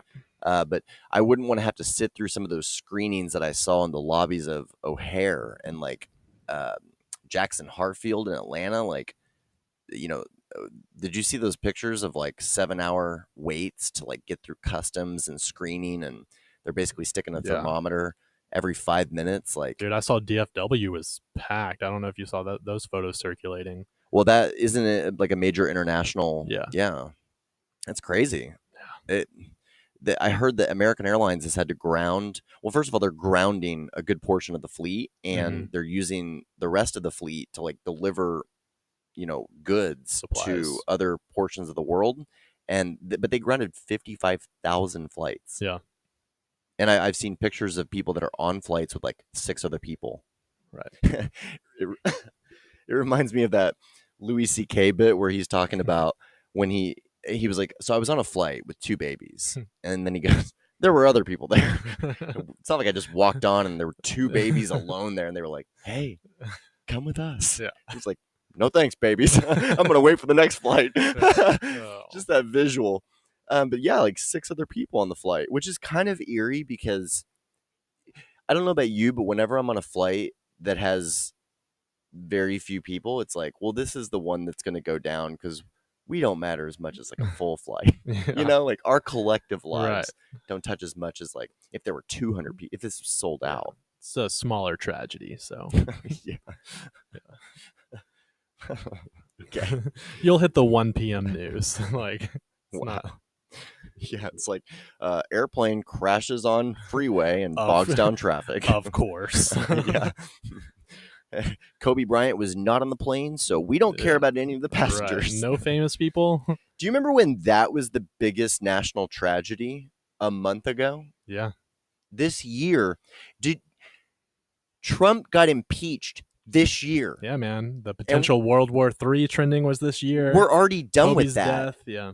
Like, we have sped up our cycles of stress and aging tenfold. Yeah. Like, Trump was impeached this year. Kobe Bryant died this year. We're under global lockdown, economic recession, downturn. I saw the Twitter timeline the other day, somebody tweeted the actual dates of the stuff that this had, that this had happened, and I was like, that was like 44 days ago. Yeah. What has been going on? We're only in month 3, baby. That's insane. Yeah. Okay. Well, we're going to let Brad live a little bit more life back in the real world to get some chips on his shoulder and maybe form some frustrations other than just Gal Gadot. Yeah, let me gather some burdens and seriously. And do you need burdens to podcast well? Well, I mean, if we're just talking about tragedies, like it hasn't affected me. Like I said, I've been blessed. Wow, you are so flippant. It's like you're singing Imagine right now next to John Mayer. That's right. So aggravating. You. We're just over here like, hey, it's the weekly catch up with Carson and Brad. How flippant of us to be playing our podcast theme song. Yeah. Okay, we're gonna end this thing. You got any shout outs? Yeah, man. Hey, don't get frustrated with me. I come here with spaced out notes, bolded sections, and Brad came with, I don't know. Mm-hmm. Life's been pretty good for me, man. Yeah, man. Chilling in the mountains, just on vacay. Mm-hmm. Thought I'd come say nothing about it on the pod. Yeah, man. Just wanted to hear your thoughts. Well, thanks to Dean for contributing more than his son on this particular show. He sent me a nice LinkedIn message with something that's going to inform me better than you have in this last hour. Yep, just happy to be here. Oh my God. Shout out to Andy and Kaylee, my former students who have tuned in to several of our episodes. I really appreciate that. And Andy actually messaged me while we were recording today and said that he had listened to episode 23 and it is an absolute banger. Oh, wow. So that's awesome. Wow, Thank you, it's Andy. A banger. Gang. Yeah, sorry if I didn't provide much this episode, but check back in on Wednesday. How I was talking about how talent skips a generation. Like, no, it just skips each episode. Yeah, that's right. Yeah. If you listen Anyway. to 23, that was much more put together. I was than also 24. much more, we were obviously more prepared for that one. You asked me if I wanted to come in today, and I came B-Rad, in. you've held it down beautifully, man. I know. so appreciate I know. it. Like, we know that you hate Gal Gadot and I don't. She's a beautiful woman. all powerful women that want to express, their voices freely in this world. I get it. I don't. I'm actually an advocate for women, Brad. Give me your money, not your voice. Like, wow. Oh, I love how your true self has come out since episode just 14-ish. like, if you want to make a difference, sing. That's how you're gonna do it. I'm sorry. The singing does nothing for me. It's like, actually be Wonder Woman and save us. Don't sing to us. Dude, you hit it. That's all I It's wanted. like, can your cape be made into a mask? Because we're short on those. Yeah. Oh, man. Also, shout out to Brock Reichert and his wife, Courtney. It was awesome hanging out with you guys, and I appreciate you. And funny story. They're buff and abroad, huh? Yeah. And a broad. broad. Yeah. Brock is buff and she's the broad, I'm guessing. You're stupid. Brock and Courtney, shut up. Yeah. Hey, the Tokyo listener we got? No, I don't. Oh, I do. Who are they? Brock. Oh. Yeah. Yeah, and we had mentioned it twice, and there's more than just Brock. So he had listened on Japan's his way a huge there, market for us. and he came back, and he's listening like in the airport in Tokyo, and we're like shouting out our listener in Japan, and he's like, Well, then how could we be shouting them out, having already listened to the show? That's what I'm saying, because we mentioned it more than once. Okay. Yeah. I'd like to think that there is, a very nice Japanese man or woman out there bowing, preparing their bowl of rice, and listening to the Weekly Catch-Up podcast. Just like nodding in silence. Okay. Don't get too. Don't describe this too much. But you're over here condemning bad eaters, like. Well, can we all? Yeah. Could we all? That's a demon bird. We should shoot them all. Okay. Have you seen a picture of them piled up in those wet markets with their wings cut off? No, I haven't. They're horrific. They're from your worst nightmares, and these people are frying them up, okay? Yeah. I got a recommendation to go to the spot one time in San Francisco, to Chinatown, to get something called bird drop soup. Yeah. And it turns out it was like you harvest their poop off of this ledge and like steam it, and each bowl was like $75 a pop. So, that's not the type that I've had. Okay, I'm not sure what once I actually found out the process of this being made. Like, all I'm saying is that some of the dietary habits over there are disgusting and condemnable, and the way that they're storing meat, just ungodly. Like, that's so gross. Over here, we're like, at least kill the cow nicely. And over there, they're like sawing off a bat's wing and like selling it as a delicacy. Just ripping off the wings while they're alive. They're eating polygons and bats and all sorts of nasty stuff. Like, that's gross, dude. I agree. That's gross. Living in high density, smoking with like bats with their wings cut off and like frying all that up next to a live turkey. Yeah. Okay, like, all I'm saying is that if your diet is so nasty that it creates a world pandemic, check yourself. Review your diet. Because growing up with the food pyramid, I didn't see a bat anywhere in that mug. Okay. Yeah. Yeah. They're poverty. It's poverty stricken over there. Oh, now you're gonna play that on me? It sounds to me like they have a Anyway, nice variety that's of a wrap. meat to choose. Yeah, no. You're just like you like to do this just like Bert and Tom do Two Bears, One Cave, where every episode that they start with, I'm trying to think of an example. And Tom will just open the show by saying, "Hey Bert, you can't call them that anymore." Or like he'll just start off with something like he'll be like, "Bert, take that robe off your head." All right, welcome to Two Bears, One Cave. Like he'll just do the most KKK racist insinuation to Bert. To the extent that Bert had to dial it back because he had people coming up to him at shows and being like, "Hey man, you're the funny racist, right?" Well, it sounds like he's just teasing and all of mine are true. Okay. All right. Oh, You're in rare form.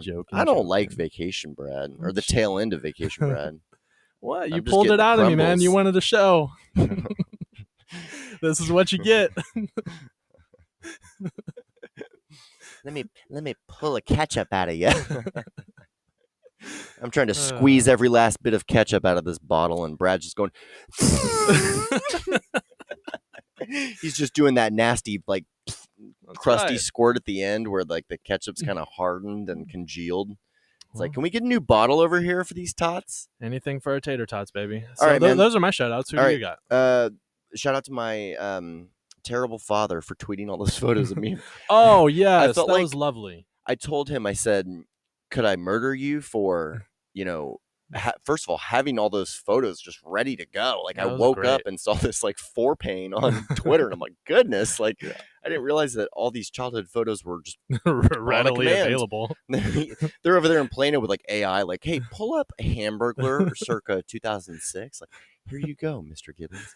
Anyway, but the thing that I did like was that never before had I felt such a connection with the Twitter audience, like, combining with people, like, listening without, like, I hadn't talked to them about what was going to be in that episode or anything. Mm-hmm. So the fact that people are just listening and, like, doing that stuff is kind of funny. Yeah, that's great. That it led to some good engagement. Shout out to all 14 Twitter followers. Yeah, man, the loyals. Shout out to all of them. No, just you know what? Like, shout out to our leaders and these various people, like Gal Gadot not included, but definitely Will Ferrell and Trump. I'm just saying, there's a lot going on right now, so keep your spirits up. I hope that y'all listen to this and tune out of all this serious stuff for at least a little while to hear us talk about nothing and how much we don't know and how worried we are and aren't. And I will also say it's very apparent to me that I'm privileged enough to be able to. My biggest complaint is that celebrities are singing a song. Like here for coronavirus responses, Brad to comment on my timeline wasn't right. Yeah, man. So, before we go, shout out to one of our previous episodes when we were talking about fleet and tweet. Yeah, and I said something. This is a shout out to me. how fortuitous I am. How futuristic. Do you remember when I said Facebook is just going to make Twitter? Yeah. Did you see Facebook tweet out the video for the new Facebook? No. Okay. Go look at that and then come back to me and tell me what a prophet I am. I can't wait. So they tweeted this video from Facebook app, and it's introducing the new Facebook, and you can go switch over to this apparently, like for certain users at least. And I'm telling you, looks an awful lot like another platform that we use, owned by our buddy Jack. Interesting. All right. Facebook becoming like little Twitter. Teaser. We'll follow up on that next week. Shout out to Gerald. His birthday was 2 days ago. You're the man. We're gonna get together in a group of less than 10 people today. So mask off. That's right. If you're looking for music to listen to, The Weeknd's new album is amazing. It sounds like you're in the 80s, and that's what you would think the future would sound like if you're from the 80s. Like, I don't know. It's like this retro, futuristic sadness. It's amazing.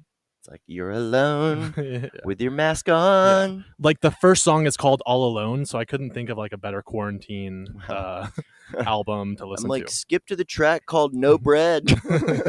yeah. Nowhere to wipe. The banger on that record is Nowhere to Wipe. All right, that's funny. Thanks, man. All right, shout out to the Tots and Bots. We appreciate y'all. Yeah, man. I'm gonna get home. Before we sign up, what's your toilet paper situation looking like? Are you about to take a dump? Just curious. Anyway, all right. Last week the NBA suspended their season after the show, and this week Brad's gonna poop at the studio. No, I got paper for days, son. Hey, all right, you got Charmin? Or is that one ply? No, it's thicker than I like. Oh no, it's too thick right now. Like, I don't like real bougie. Like, I want some pain, like all right. I want to bleed. I'll hold it. No, I've got good I bought the thicker ply stuff. Cool, man. You can't see through it. It's like it's too thick for my preference, to be honest with you. Well, I'll have another update for you guys next week. It feels like wiping with a towel or something. Okay. Yeah. You gonna update the tots and bots on your You're right. I wipe will. situation at Yep. my the studio next week? Yeah, you want content? I got you. All right. This episode of the podcast brought to you by Charmin and MeUndies with your poop stains in Yeah, them. less is more, people. All right. We'll catch y'all up next week. Later.